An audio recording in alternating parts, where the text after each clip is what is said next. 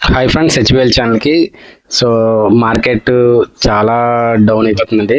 So చాలామంది ఏంటంటే mutual ఫండ్స్లో ఉన్న ఇన్వెస్ట్మెంట్స్ కూడా కొంచెం కొంచెం తగ్గుతుంటాయి. సో నేనంటే ఇది ఒక మంచి అవకాశంగా తీసుకోండి. ఎందుకంటే ఎప్పుడైతే మార్కెట్స్ డౌన్లో ఉంటాయో మీ ఇన్వెస్ట్మెంట్స్ ఇలాంటప్పుడే కొంచెం మీరు ఇన్వెస్ట్మెంట్ చేస్తే మీకు చాలా తక్కువ రేటుకి యూనిట్స్ వస్తాయి అన్నమాట. సో ఎవరైనా మ్యూచువల్ ఫండ్స్లో ఆల్రెడీ అకౌంట్స్ ఉండి ఎవరైతే ఉంటారో వాళ్ళు డెఫినెట్గా ఈ టైంలో కొంచెం ఇంకా ఇన్వెస్ట్ చేసుకోండి.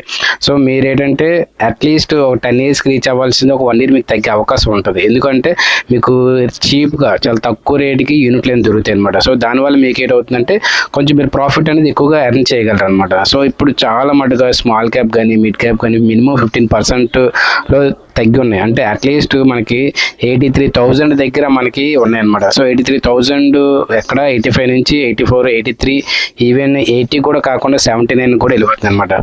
సో మనకి యుద్ధాల వల్ల మనకి ఏంటంటే కొంచెం మనకి బెనిఫిట్ అని కలుస్తుంది అనమాట. సో ఒక్కసారి ఆలోచించండి ఫ్రెండ్స్, డెఫినెట్గా ఎవరైనా ఉంటే మటుకు డెఫినెట్గా ఇన్వెస్ట్ చేసుకోండి. ఇలాంటప్పుడే కొంచెం ఏమైనా ఉంటే కొంచెం ఎక్కువగా పెట్టండి. అంటే ఫర్ ఎగ్జాంపుల్ ఒక 1000 చేసేవాళ్ళు ఉన్నారనుకో, ఒక 500 1000 పెట్టుకోండి. లేదా 10,000 చేసేవాళ్ళు ఉన్నారనుకో, వాళ్ళకి అమౌంట్ ఒక 5,000 లేదంటే ఒక ఎస్ఐపి పెట్టుకున్నట్టుగా పెట్టుకోండి. ఇలాంటి టైంలో కొంచెం లంసంగా కొంచెం ఏమైనా ఉన్నవాళ్ళు చాలా మంది పెట్టుకుని అనుకోండి, మీకు ఇమీడియట్గా అది మళ్ళీ మార్కెట్ రికవర్ అయ్యే టైంకి మీకు బెనిఫిట్ అనేది ఎక్కువ, రిటర్న్స్ అనేది కొంచెం ఎక్కువగా వస్తాయి అన్నమాట. ఇమీడియట్ రిటర్న్స్ అనేది వస్తుంది.